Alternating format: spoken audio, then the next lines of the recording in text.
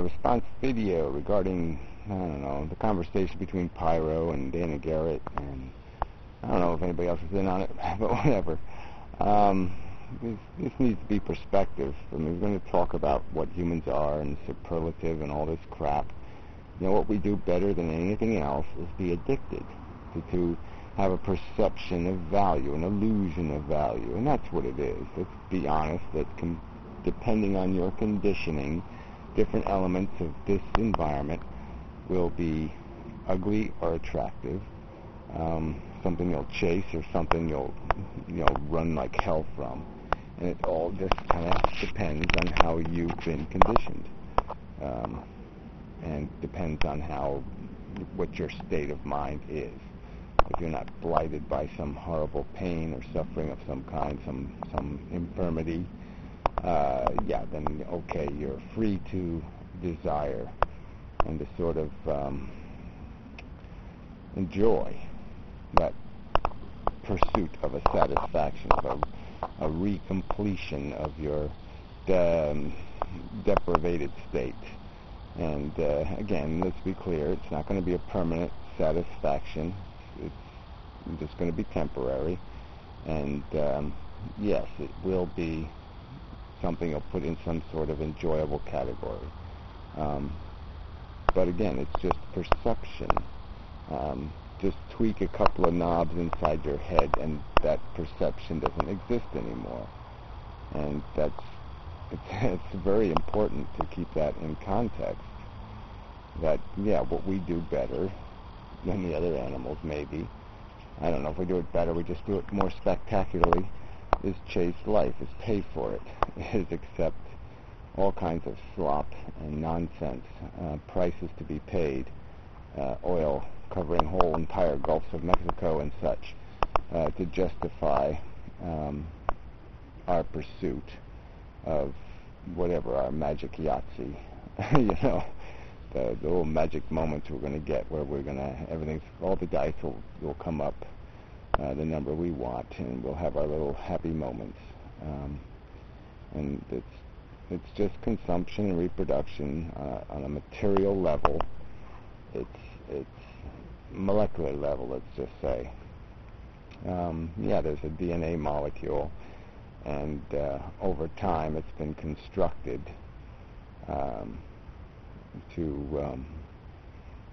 with no objective, but I mean, its construction is the byproduct of a process that merely rewarded things that produced more copies of themselves in the context of a competition with other organisms.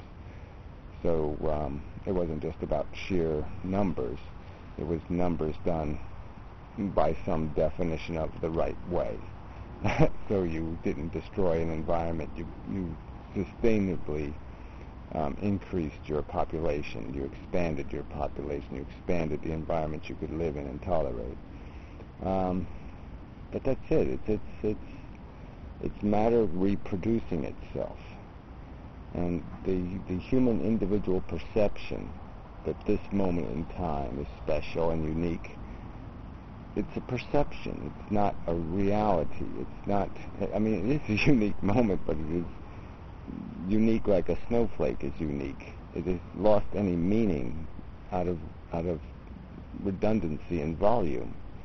It's a dime a dozen unique moment, and for every one of these pleasant unique moments, there are horribly unpleasant unique moments.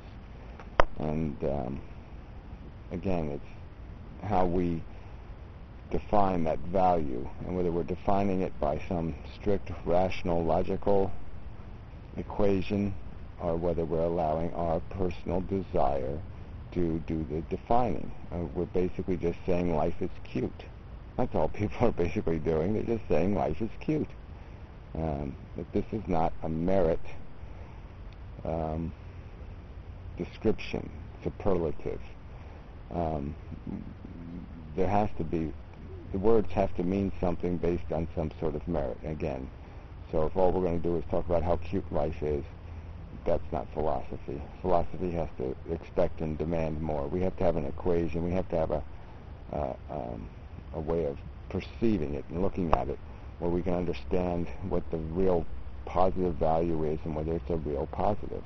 And it's not just some perception of value, something that's built out of our addiction, our attachment, something that is arbitrarily contrived to exist because we have been built to do such a thing, to perceive value, to chase.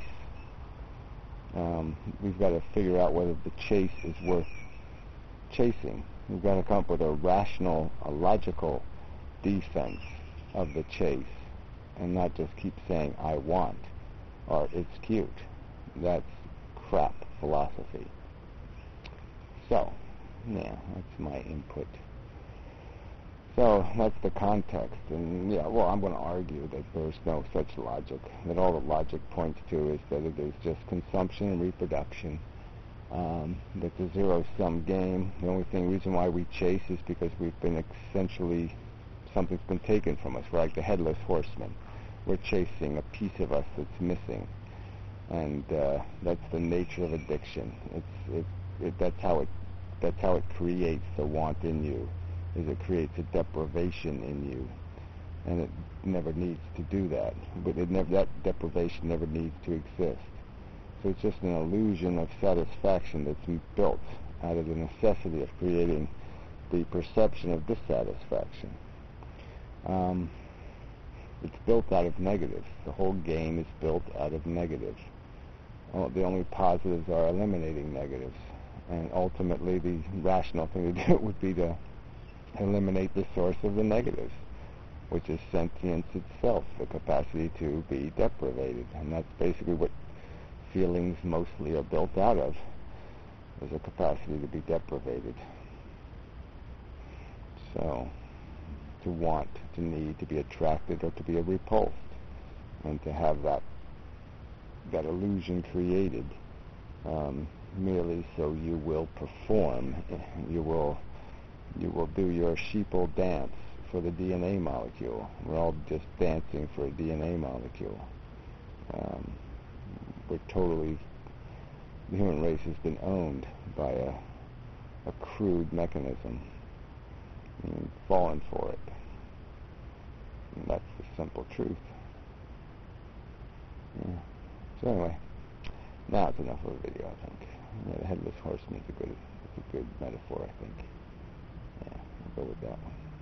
Anyway, pleasant evening. It's hot today. Tired, blah, blah, blah, blah, blah, blah. Thank you very much.